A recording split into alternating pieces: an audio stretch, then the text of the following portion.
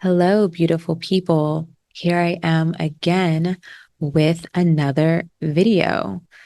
I'm just on a roll right now. I'm really, really excited. I am on fire. And, I think that I'm feeling really inspired and really settled and grounded with where I am right now.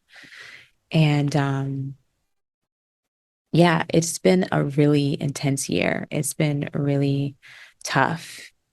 And as a lot of you know who watch my videos regularly or follow me on Instagram, I am a Scorpio rising. I have Saturn in Scorpio. I also have my South Node in Scorpio. So this is essentially a this time or this whole year with the eclipses has been my nodal return, which has been deep, deep transformations, cycles of death and rebirth, really death of the ego, death of the self, just like no other level. And I was already getting a taste of this a couple of years ago when I transitioned from the maiden phase to the mother phase. And it's just been a lot.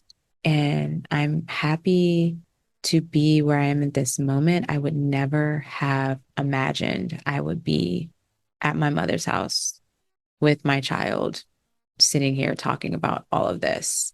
And I will share with you all that, when I first began my journey back in 2005, I was here. It was for like a summer. I wasn't even like living here really. I was just like in between living spaces. And I was like, Mom, I'm going to come stay with you for like just the summer to save up money. And this is when I just got into tarot and I was hanging out with, my friend who introduced me to tarot, and she was raised pagan, and, she was kind of showing me things, but also just letting me feel out everything on my own and use my intuition.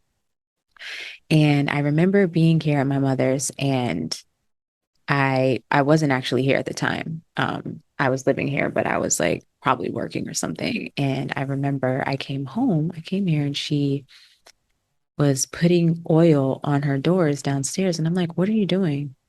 And she's like, oh, I'm blessing my home. I saw your cards and like those crystals, or I think she called them rocks.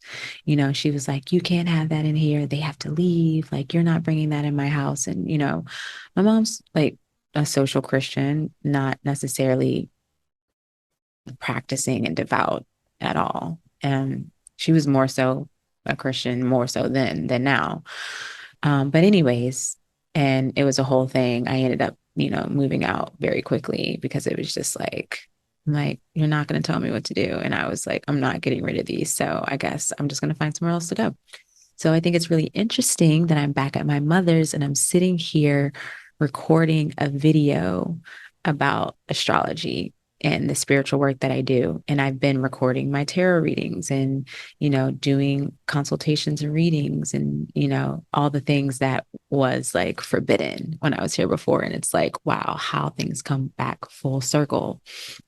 And it's like that whole period I feel from 2005 to like now where I am is like really, it's coming to a close and I'm stepping into a brand new cycle, like this like deep maturation cycle, and like stepping into the mother phase and just like my devotion as like a devotee of Hathor and like the work that I do and connecting to my all the things, my Egyptian connection and all of that. So it's just, I'm in awe. But I just wanted to share that with you all. Like the cycles, the death and the rebirth are so very real. And we're sitting here on the other side of that intense blood moon Taurus eclipse. And I feel very clear. I'm wondering if you all feel clear too. There was also a Mercury Cazimi shortly after like a couple hours after the peak of the eclipse. And I felt a wave of clarity. Like it was just like that dense, gray, heavy cloud that was hanging out in my mind.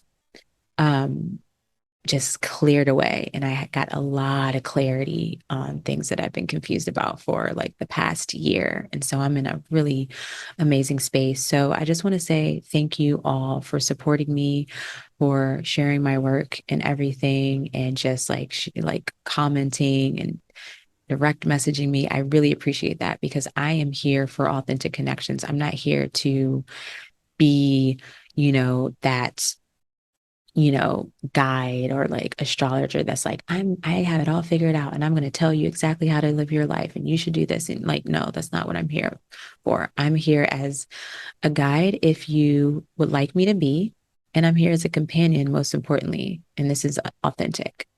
So I just wanted to share that. And this video, I'm going to talk about the vibe of 2023, the astrological events, alignments that are significant for this coming year. And along with this, I am offering a special on my astrological consultations. And this is specifically the 2023 annual astrological consultations. I am offering $40 off. You can use the discount code loyalty111. And in addition to booking this reading, you will also get a bonus offer that is completely free. And this bonus offer is essentially the opportunity to connect with my mentor, with my companion, my counsel. Her name is Mary Fidelio. I will be doing a video here with her in a couple of days to introduce her and what she will be offering. But it is very, very special. So I'm just going to save the details for that particular video. So that is a bonus offer for you. So stay tuned for that. And this 2023 annual astrological consultation is live via Zoom. And my offerings have changed. So I will now by default be meeting with you all one-on-one live via Zoom instead of a recorded reading. If you would like to have a recorded reading, feel free to do so. Or feel free to, yeah, have that. Just let me know when you book the reading in the intake form that you would like it recorded, or just message me directly and let me know. And that's absolutely fine. And I also have reduced the price for my reading because I'm in a space where I have the opportunity to do that. And you'll learn why I'm doing the things that I'm doing, but it's going to be different than a lot of people. And just so stay tuned, hang with me. It will all be unveiled in time.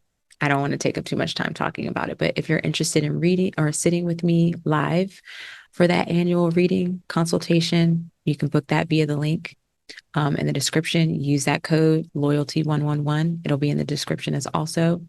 And that discount will be available until I am completely booked up for the end of the year, or it'll expire December, 31st or January 1st of 2023. So whichever comes first, either fully booked or January 1st, 2023. All right. So got that all out of the way. Let's talk about 2023. I am so excited for 2023. I'm ready. I feel like every year lately, since 2019 or something like that, we were like, oh, I can't wait for the next year. And then it's been a shit show. And then I can't wait for the next year, but I can't wait for 2023. And it's more for me about the numerology. So reflecting on 2022, the numerology, if you know anything about numerology, you basically add two, two, two, twos plus zero plus two plus two, right? And that gave us six. We reduce it to six, or no, that just came to six, right? And the 6 year was about alignment. It was about alignment, most importantly, with the divine within yourself. Therefore, by doing that, by aligning with your own divinity, you will then align with divinity outside of yourself. And that could be in partnership, that could be with the natural world and so forth. More so, what was really resonating is just like connecting with the natural world, connecting with like so many people are connecting with nature. Everyone's like all into plants now, or like animals and like farming and connecting with the land and all of that. And so that was, I feel, a really big deal about alignment. It's just aligning with the divine within yourself and everything outside of yourself. That was really, really important to keep it very simple and sweet. Obviously, there are a lot of lessons that we have had to learn. And when we think about the eclipses between Scorpio and Taurus, this is the whole like alignment through cycles of death and rebirth, alignment through grief and loss, because that is really, you know, that's life, right? Everything's been really, really heavy. We've had to like really let go and release a lot of our emotional attachment, a lot of karmic ties. And with those eclipses, it's you don't really have a choice. This is the universe coming through and doing a lot of the work. It's accelerated change and deep transformation. So it's best to move out of the way and just what's been coming up right now. My whole saying with eclipses, specifically this one that we just came out of, is just like, don't do, just enjoy being a human being. That's to keep it simple. And so we're still in 2022. It's still very fresh, so I don't really have to like go deep with how the year 2022 has been, because we're still kind of in it. We're at the end of it. But let's talk about the year 2023. So if you add 2 plus 0 plus 2 plus 3, you get 7. 7 is such an auspicious number. 7 can be, I guess, maybe controversial, or maybe can be, some people don't like the number 7. Maybe 7 has a mysticism to it, I guess is what I'm trying to say. And then you have that essence of a lucky number 7. But the words that really stood out to me, if I could break it down to 4 words for number 7, the vibration, the essence of it is mysticism, mastery, devotion, and discipline. That's all you need to know for the number 7. But you can, of course, expand more. We have esoteric, we have discernment, we have, I did say devotion. That's definitely one. Maybe I should look at my notes here. Um, let's see. We have spiritual awakening and enlightenment, persistence of purpose, manifest and manifestation in time and space, the written word, stoicism, scientific research. Basically, when I think about the number 7, I think about Saturn. Saturn is the 7th planet that it just really vibrates very loudly for me. The number 7 associated, the energy, the essence of that is very heavily associated with Saturn. And I think about Saturn's influence or rulership of Capricorn and Aquarius. Capricorn is, both are wanting to create some sort of structure. Capricorn is a lot more traditional, which tradition can be an element of the number 7. But then with Aquarius, it's innovative, right? It's creating this structure outside of tradition, outside of the old paradigm, creating a new paradigm. And with the number 7, you do have collective consciousness, intuition, inner wisdom, that what was it? Alchemy. There's just so many things, right? Like it's time to step outside of the norms, like create a new normal, as we are, pretty much on the other side of the pandemic. Or just dealing with the whole COVID situation. We can all agree that there's no returning back to normal. And we have to create a new normal. And this is literally the opportunity to create the world that we have all so desperately have been yearning for. And so this year, number 7, for me, what really comes through is that this is about living a purposeful life by way of discipline, by way of mastery, devotion, and mysticism. And what's important, yes, it's that ritual. That number 7 vibrates within spiritual path. And, it doesn't have to be spiritual. That's why I put purposeful. I think a purposeful, meaningful life. So this is the time where we really have to break free of those old structures and old systems. And so, like I said, I have some offerings that are going to be coming through that are totally different than where everyone else is going. The offerings might be similar, but the way of connecting and building community is going to be a lot different. And it's going to be just, I don't even want to get into the details, right? I'm still feeling into it, but it is this vibration. And the only way to really break these old systems to create a new world is to not like put energy into those old systems. Putting energy into those old systems is validating that system. And I will tell you, money is one of those systems that I'm just like, we got to find another way. Like, look at the inflation. Like, is there any end in sight? Right? Everyone's raising their prices because everyone's raising their prices. Like, you're validating the shit show by doing that. And I understand that we need to survive, but we also need to trust. We also need to surrender, and we need to let go. And so that has been a major lesson for me of 2022: surrender, trust, let go, open up and be vulnerable, feel. Anyways, so that is, I'm trying to keep this pretty short. That is um, as far as the numerology, that's what's coming through. And I'm also going to share uh, a guide on this for just the planetary energy for 2023. So look out for that as well.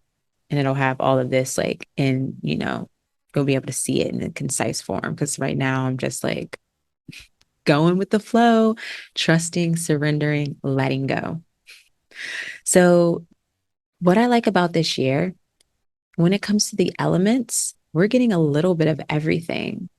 We're getting the earth element, the focus on the earth element. All the Mercury retrogrades this year will be in the earth signs. We'll have Jupiter entering Taurus in May, and it'll be there um, with Uranus. As far as the air element, we have Mars retrograde. We're beginning the year with Mars retrograde in Gemini.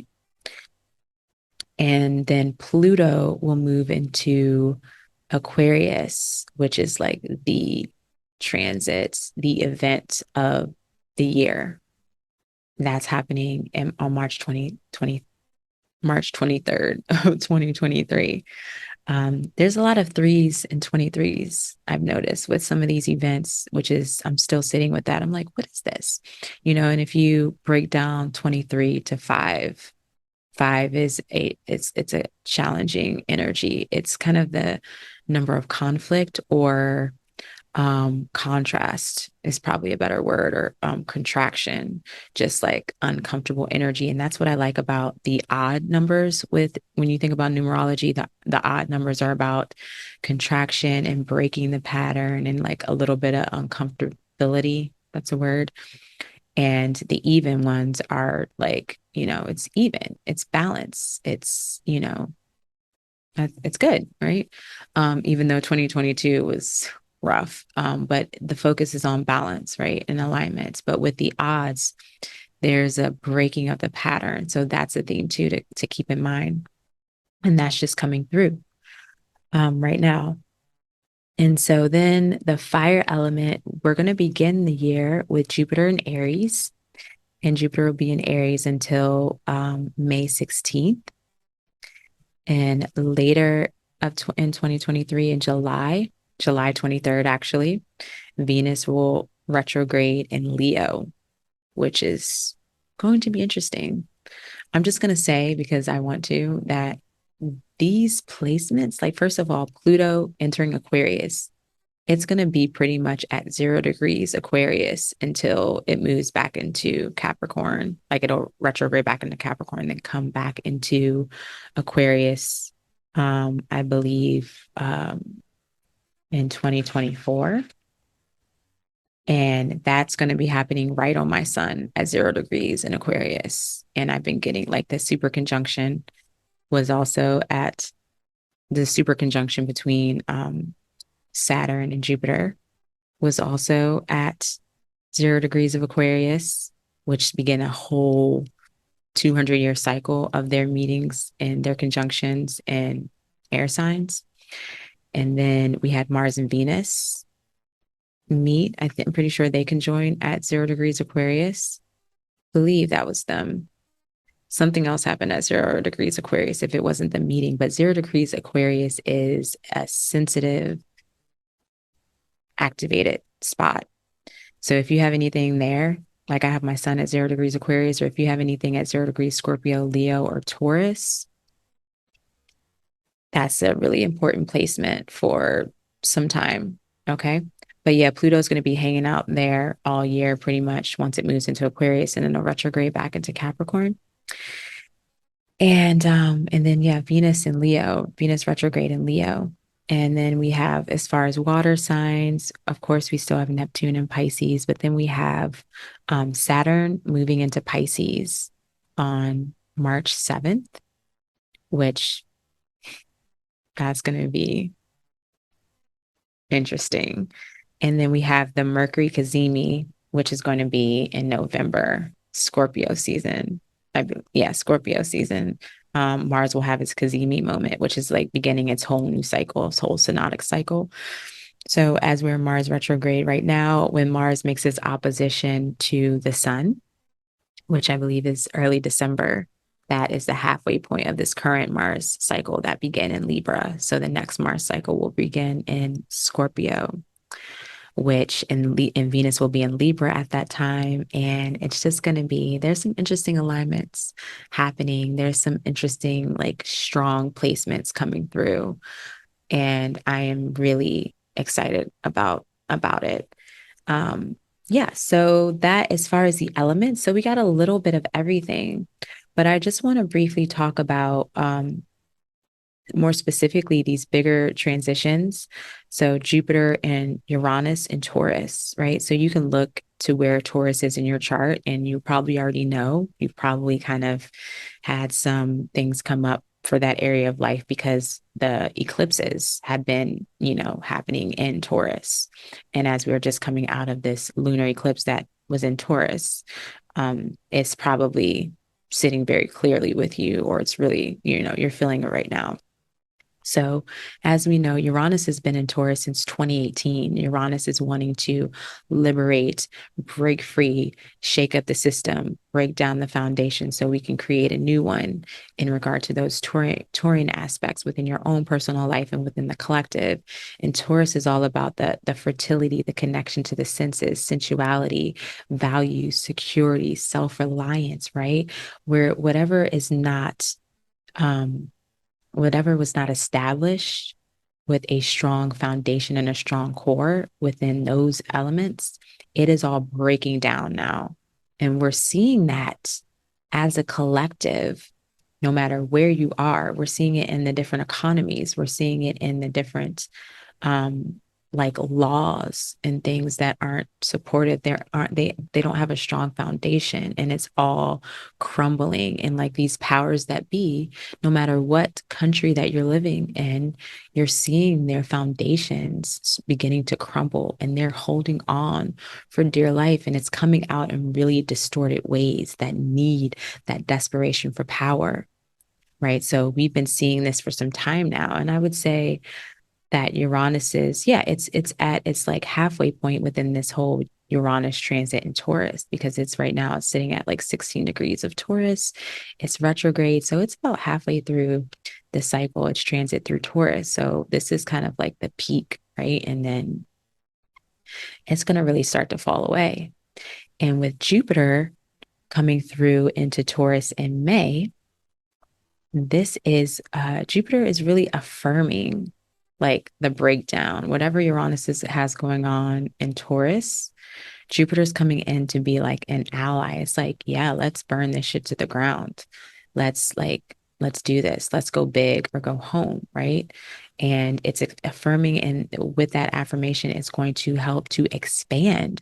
But when we think about Jupiter, Jupiter is like abundance. Jupiter is an element of like nourishment, or just like really um, it's coming through with like all of the resources, all of the bounty. Um, and so, yeah, I just feel like Jupiter and Taurus, it's interesting. It's like Jupiter's such a like I think about like a very wet, like moistening kind of energy. And it's like, so with Uranus doing all of this like electrical things happening and just like shocking the system and like unearthing everything, Jupiter's coming through with like this vibe and this essence. It's like, yeah, let's finesse it. Let's like nourish this, but let's also, yeah, let's keep, digging in the dirt and like pulling up those roots. And, I think you can feel where I'm going with this. And so that's going to be happening in the area of life that is ruled by Taurus for you. So, just think about what's coming up. Like for me, that's the house of relationships, and at this point in time, I definitely can use some expansion there. It's been really going through the shit right now with these eclipses with Uranus there. I've been really breaking through old patterns, old comforts, old points of security. And I am really happy to have Jupiter there to really just bring some like abundance, some nourishment, some like good vibes. Like Jupiter's the yes planet. Jupiter's like, let's do this. And so I'm happy for that. So that's going to be in May. So then the next big focus is Saturn moving into Pisces. Saturn will move into Pisces on, like I said, March 7th. That's coming up really soon. And so Pisces right now, the vibe in Pisces, as I'm recording this in November, um, Neptune's there, Jupiter's actually there. Jupiter is the ruler, traditional ruler of Pisces.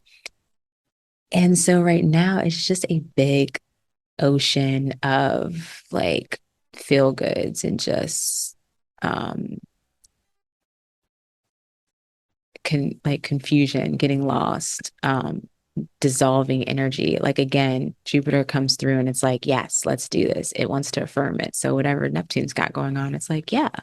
Neptune's like, let's like dissolve the boundaries. Like, let's like what's really real. Like, let's play in the imagination. And Jupiter is just like in its dwelling pace of Pisces. And it's like, I'm feeling all of this. Like, this is great.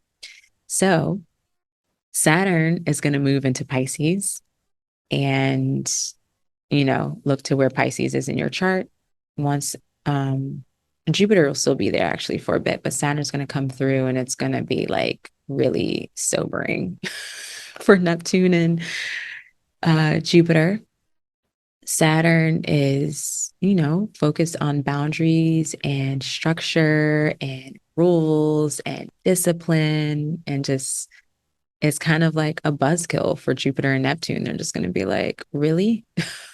Like, but I'm actually looking forward to this because this is going to really bring forth the necessary like boundaries and structure to our visions, right? Because with Pisces and Neptune and Pisces, it's like the fantasy, the idealistic way of being. And with Saturn being in Aquarius for a couple years, and that's its dwelling place. And there was essentially like a reset. And Jupiter and Saturn had their meeting in Aquarius. So they already, they connected, they started their cycle. And now, Saturn has really been taking notes and structuring, or like, yeah, just like basically, yeah, structuring or keeping track of the ideals or the visions of Aquarius, what we have for our future. And now it's moving on to Pisces to begin to like bring it all together, to connect with Neptune, to like draw down that fantasy, bringing the dreams into form.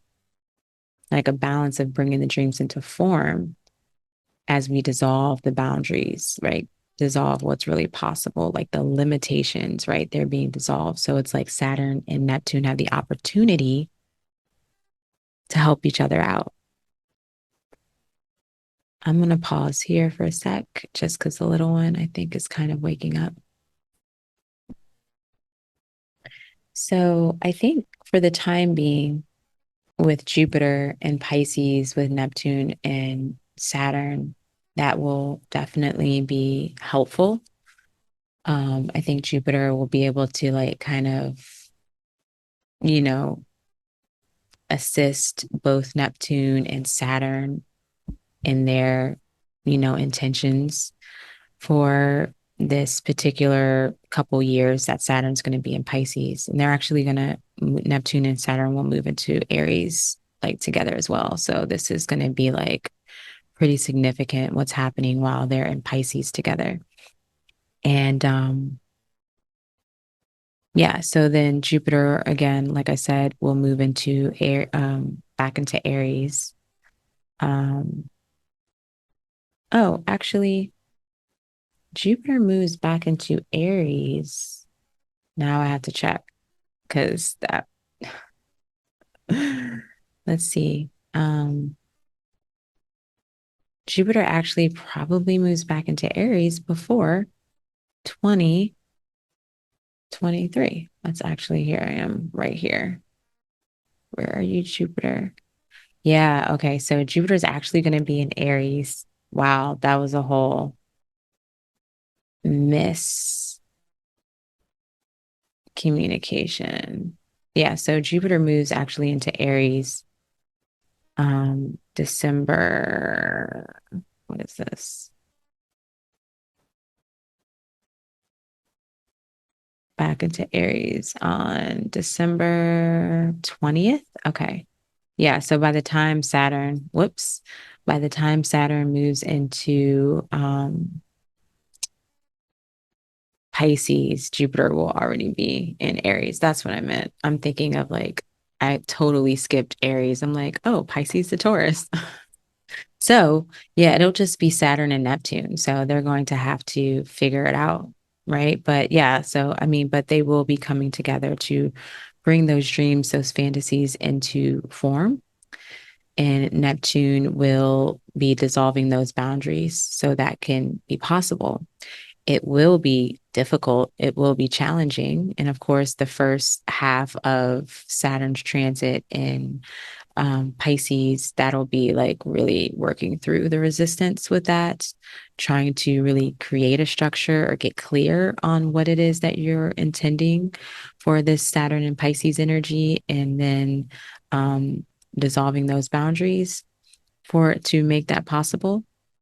And then you will follow that up we'll follow that up, but by actually like creating the structure around the vision, around the dreams, right? Around the fantasy.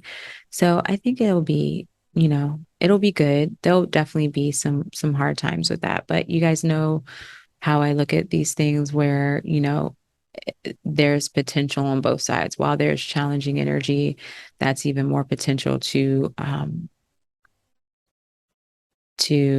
just make it even more powerful or stronger in that regard. So I'm kind of looking forward to that energy, and what is supportive to this creating the structure around the visions, around the dreams and the fantasies is going to be the Mercury retrograde.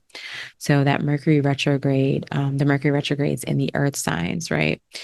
That is a big focus of the Mercury retrogrades in the air signs is going to be reflecting and releasing the limitations and creating structure around the ideas, the information, the ways of connecting, the ways of networking.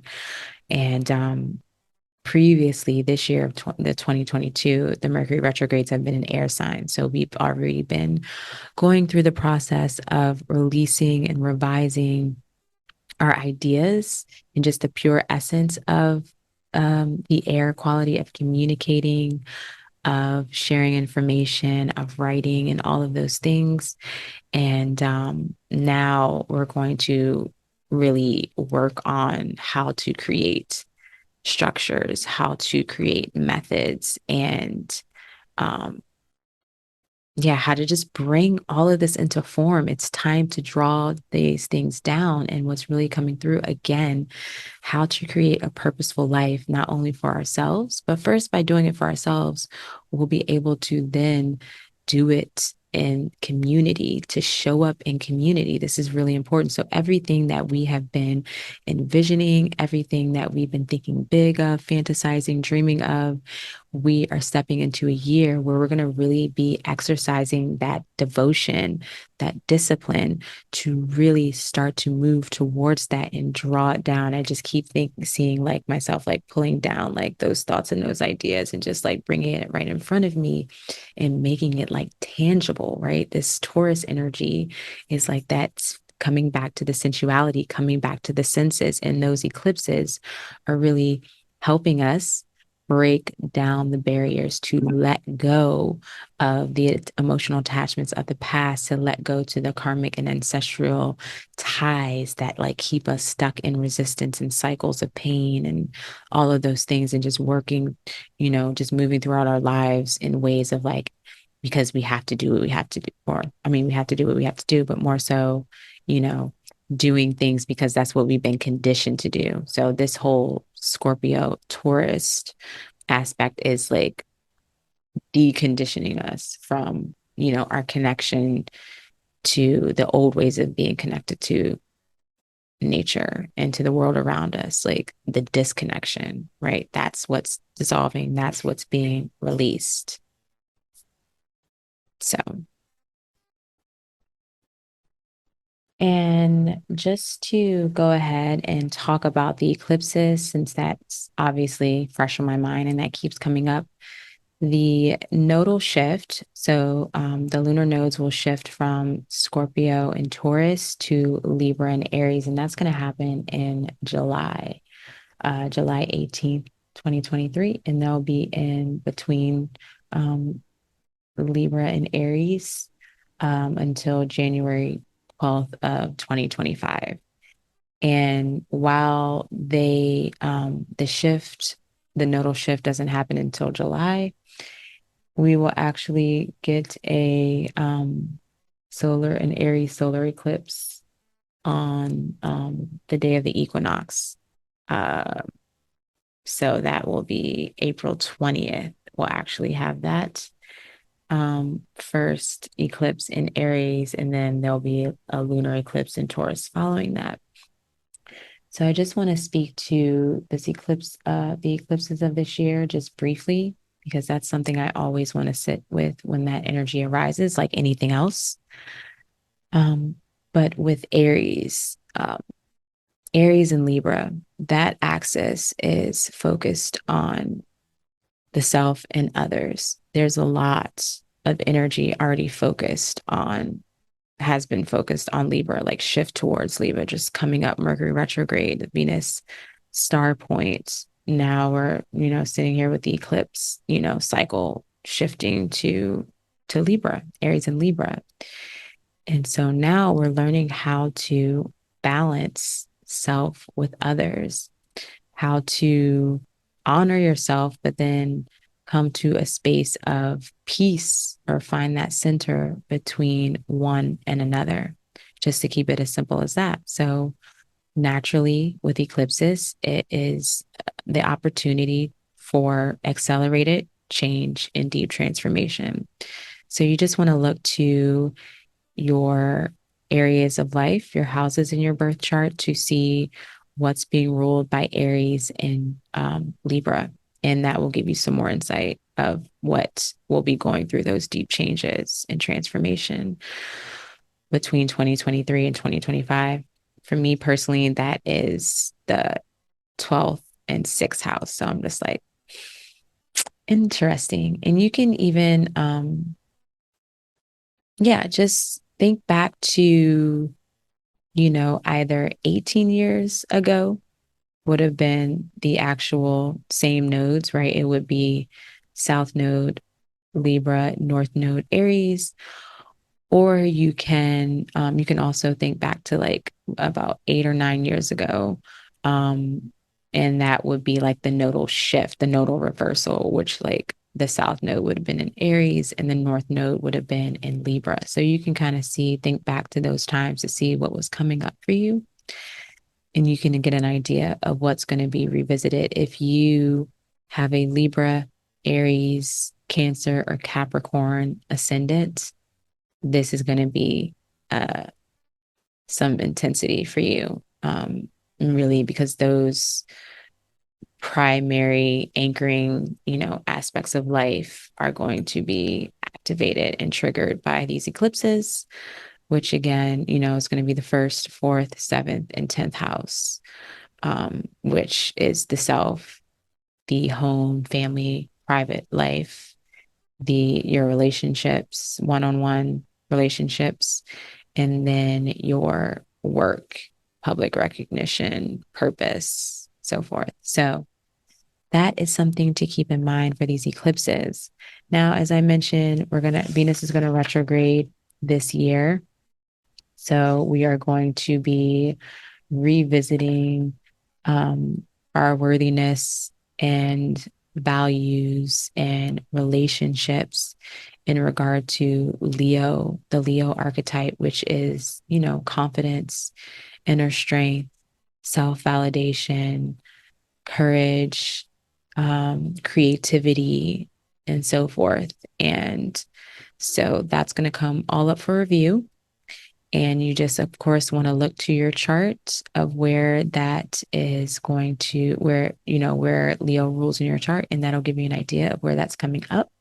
And that that Venus retrograde is happening on July 23 until September 23. So there are those like 3s and 23s, which are like pretty significant coming up here.